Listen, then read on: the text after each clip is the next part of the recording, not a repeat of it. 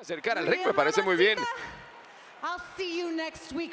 Rhea, mamacita, te veo la semana que viene. Mis buenos mayulleros queridos, yo soy Marcelo Mayuyamán Rodríguez y hoy es lunes de Raw, así que les traigo las 3 cosas que necesitan saber antes de que el show rojo comience. ¿Estamos listos? Vamos todos para allá juntitos. Cabalga. But Dirty Dom, ya no me importas, chiquito. You are no longer a factor because you will be barred from ringside.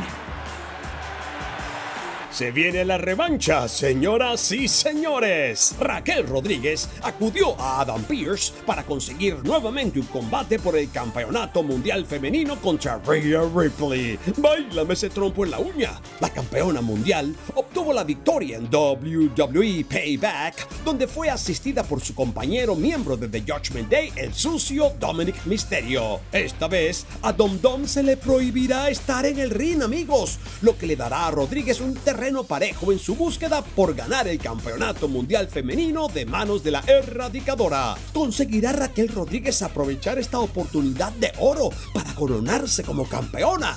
¿O Rhea Ripley continuará con su dominante reinado?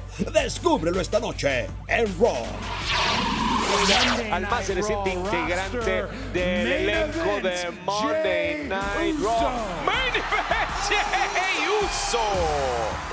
¿Qué?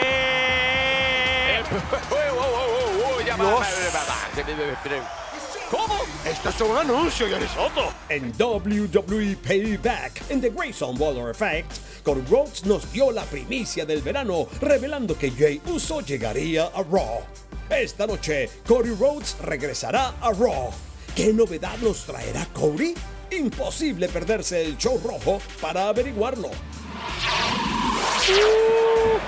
Caído y de cabeza ahí, justo así con ese bombazo, pero dice que tiene más para el arrollador absolutamente con este lazo 1, 2, 3 y Gunther hace historia. Gunther e Imperium tirarán la casa por la ventana para la celebración de campeonato intercontinental y así conmemorar su logro como el campeón intercontinental con el reinado más largo de toda la historia. El general del ring viene de una de sus pruebas más duras, ya que defendió exitosamente su título contra Chad Gable el pasado lunes por la noche, asegurando su lugar en los libros de récords de WWE. ¡Oh, oh! Será una celebración de candanga con burrundanga.